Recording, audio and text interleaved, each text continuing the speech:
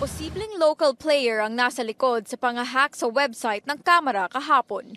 Base yan sa paunang investigasyon ng Department of Information and Communications Technology o DICT. Just from the wordings alone dun sa defacement ng website ng House of Representatives, it was in Tagalog. So we highly suspect that these are local threat actors. Nagbigay na rin ang DICT ng rekomendasyon nito sa Kamara kung paano paiigtingin ang kanilang security system. Kahapon na-hack ang website ng Kamara at nilagyan ito ng troll face at tila nangaasar na mensahe.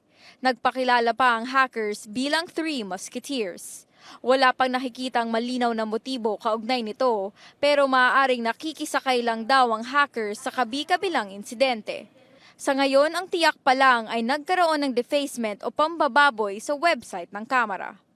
We're still conducting a thorough investigation because of doon sa pagkaka-access ng website. If there was any extraction of any data, not only sensitive but any kind of data. Nangyari ang panghahack sa website ng Kamara ilang araw lang matapos magkaroon ng data breach sa isang sistema ng Philippine Statistics Authority.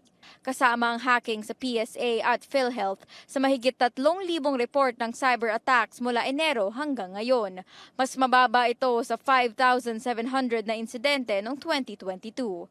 Paglilinaw ng DICT, maliit na bilang lang ang natutuloy dito. Aminado rin ang ahensya na kulang ang budget sa cybersecurity pati mga eksperto sa gobyerno.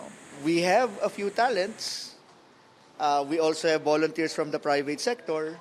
Pero yun nga, kaya nga may Hack4Gov, we wanted to develop that. Sa ganitong field, meron tayong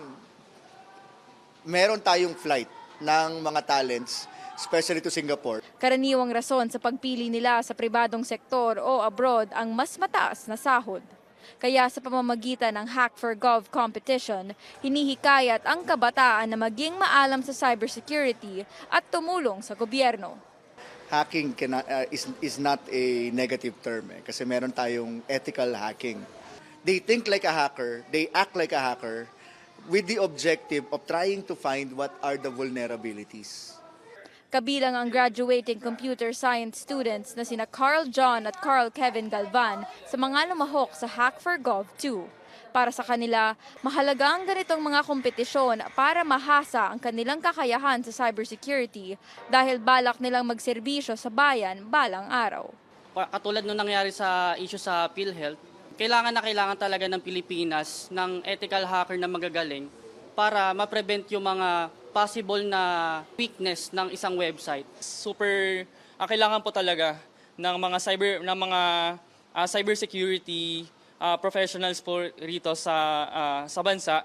We want to make big contributions here in the Philippines. Lalaban para sa Pilipinas ang mananalo sa Hack4Gov 2 sa 2 international competition sa Thailand at Indonesia. Paige Javier, CNN Philippines.